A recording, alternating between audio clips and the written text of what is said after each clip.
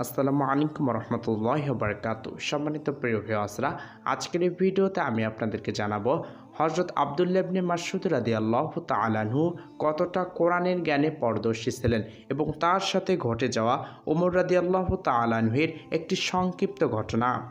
ইবনে মাসউদ রাদিয়াল্লাহু তাআলা আনহু রাসূল সাল্লাল্লাহু আলাইহি ওয়াসাল্লামের শিক্ষালয় থেকে শিক্ষা লাভ করেন। তাই সাহাবীদের মধ্যে যারা কোরআন সবচেয়ে ভালো পাঠ করতে জানতেন, কোরআনের বিধিবিধানগুলো সবচেয়ে ভালো জানতেন, তাদের মধ্যে একজন হচ্ছেন হযরত আব্দুল্লাহ ইবনে মাসউদ রাদিয়াল্লাহু তাআলা আনহু। একবার হযরত ওমর রাদিয়াল্লাহু তাআলা আনহু আরাফাতের ময়দানে অবস্থান করছিলেন। এমন সময় এক ব্যক্তি এসে বলল, আমিরুল মুমিনিন, আমি কুফা থেকে এসেছি, সেখানে আমি দেখে এসেছি এক ব্যক্তি নিজের স্মৃতি থেকে মানুষকে কোরআন শেখাচ্ছেন। এ কথা শুনে ওমর রাদিয়াল্লাহু তাআলা আনহু এত রাগান্বিত হলেন যে সচরাচর তাকে এমন রাগান্বিত হওয়া দেখা যায় না। তারপর প্রশ্ন করেন, তোমার ধ্বংস হোক, কে সে লোকটি? লোকটি জবাবে বললেন, তা হচ্ছে আব্দুল্লাহ ইবনে মাসউদ। জ্বলন্ত আগুনে পানি ঢেলে দিলে যে অবস্থা হয়, ইবনে মাসউদের নাম শুনে তারও সে অবস্থা হলো।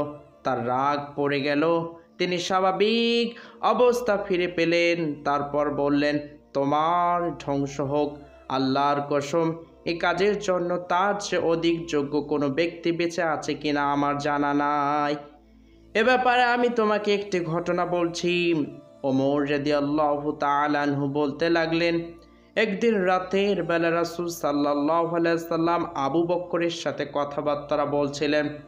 তারা মুসলমানদের বিভিন্ন বিষয় নিয়ে আলাপ আলোচনা করছিলেন, আমিও তাদের সঙ্গে ছিলাম। কিছু সময় পর রাসূল সাল্লাল্লাহু আলাইহি সাল্লাম বের হলেন, আমরাও তার সাথে বের হলাম। বেরিয়ে আমরা দেখতে পেলাম এক ব্যক্তি মসজিদে নামাজ পড়তেছেন দাঁড়িয়ে, কিন্তু আমরা তাকে চিনতে পারলাম না।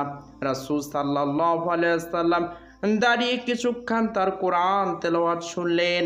তারপর আমাদের দিকে ফিরিয়ে বললেন, যে ব্যক্তি বিশুদ্ধভাবে কোরআন পাঠ করে আনন্দিত পেতে চায়, যেমনইভাবে তা অবতীর্ণ হয়েছে, সে যেন আব্দুল্লাহ ইবনে মাসউদের পাঠের অনুরূপ কোরআন পাঠ করে। এরপর আব্দুল্লাহ ইবনে মাসউদ বসে দোয়া শুরু করলেন। রাসূল সাল্লাল্লাহু আলাইহি সাল্লাম আস্তে আস্তে তাকে লক্ষ্য করে বলতে লাগলেন, চাও দেওয়া হবে, চাও দেওয়া হবে। ওমর রাদিয়াল্লাহু তাআলা আনহু বলেন, আমি মনে মনে বললাম, আল্লাহর কসম, আমি আগামীকাল ফজরে আব্দুল্লাহ ইবনে মাসউদের নিকট গিয়ে তার দোয়া সম্পর্কে রাসূল সাল্লাল্লাহু আলাইহি সাল্লামের মন্তব্যের সুসংবাদটি তাকে দিব। সকালবেলা আমি তার কাছে চলে গেলাম। গিয়ে দেখে আবু বকর সিদ্দিক রাদিয়াল্লাহু তাআলা আনহু আমার আগেই তার কাছে পৌঁছে গেছেন এবং তাকে সুসংবাদটি দিয়ে ফেলেছেন। সত্যি, যখনই কোনো সৎ কাজে আবু বকরের সাথে আমি প্রতিযোগিতা করেছি, তখনই তিনি প্রতিটি ক্ষেত্রে বিজয় হয়েছেন।